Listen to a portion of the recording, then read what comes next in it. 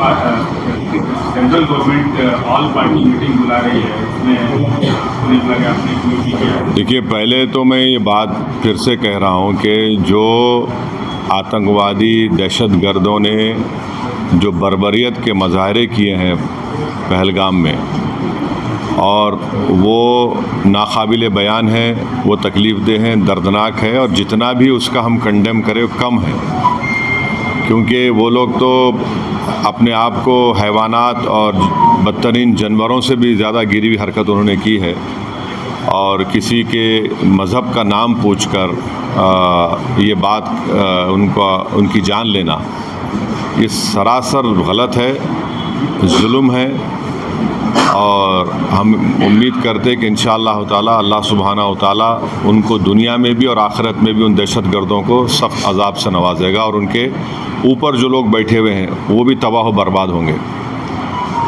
दूसरी बात ये है कि जो ऑल पार्टी मीटिंग का है, कल मैंने ख़ुद जनाब किरण रिजिजू साहब से बात की थी, तो उन्होंने कहा कि हम लोग सोच रहे हैं कि उन पार्टीज़ को बुलाया जाए जिनके 5 MPs हैं या 10 MP हैं, वरना मीटिंग लंबी हो जाती।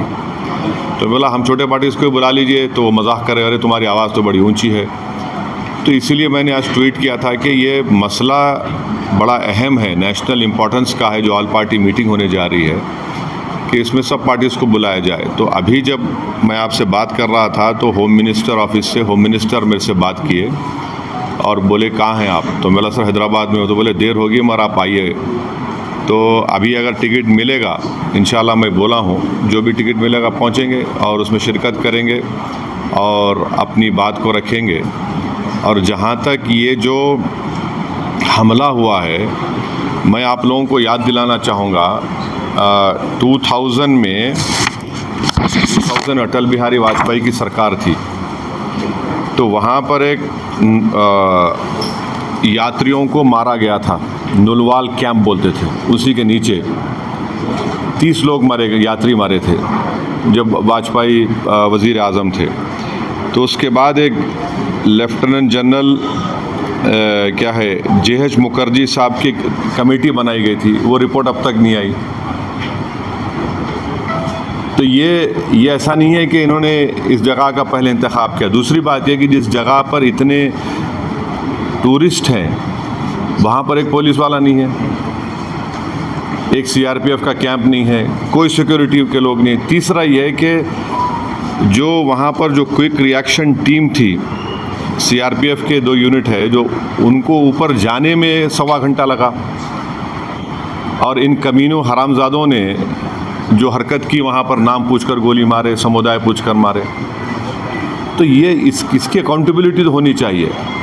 और यकीनन ये दहशतगर्द हमारे पड़ोसी मुल्क पाकिस्तान से आए, पाकिस्तान के ISI, पाकिस्तान के जो उनका इस्टेब्लिशमेंट है, उनकी पूरी तायद और पूरी सपोर्ट उनको हासिल है।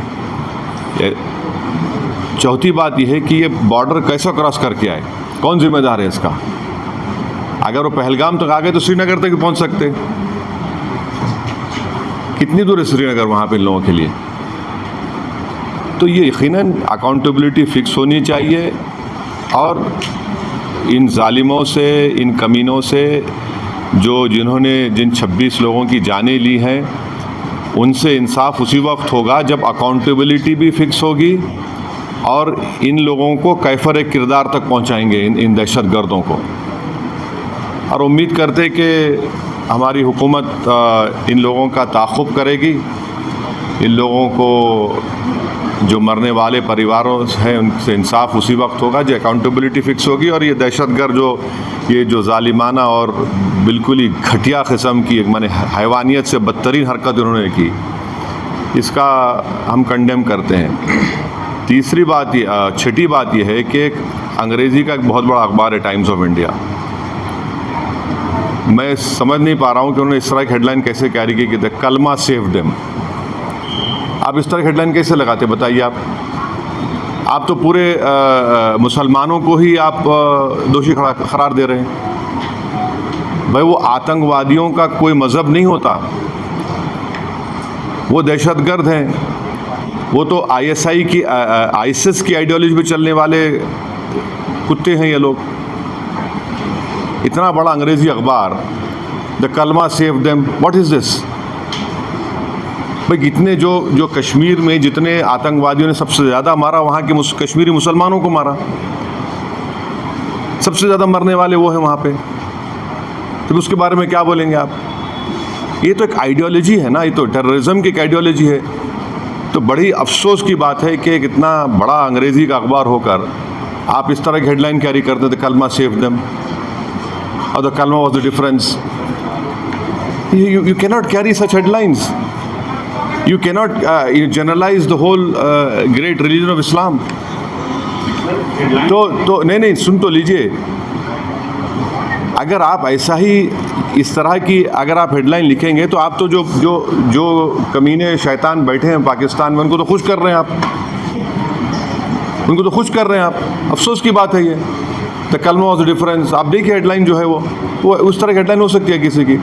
और आखिरी बात यह है कि कल शाम में 6:30 बजे तेलंगाना के चीफ मिनिस्टर एक all party candle light march necklace क्या है वो पीपल्स प्लाजा के पास करने वाले हैं।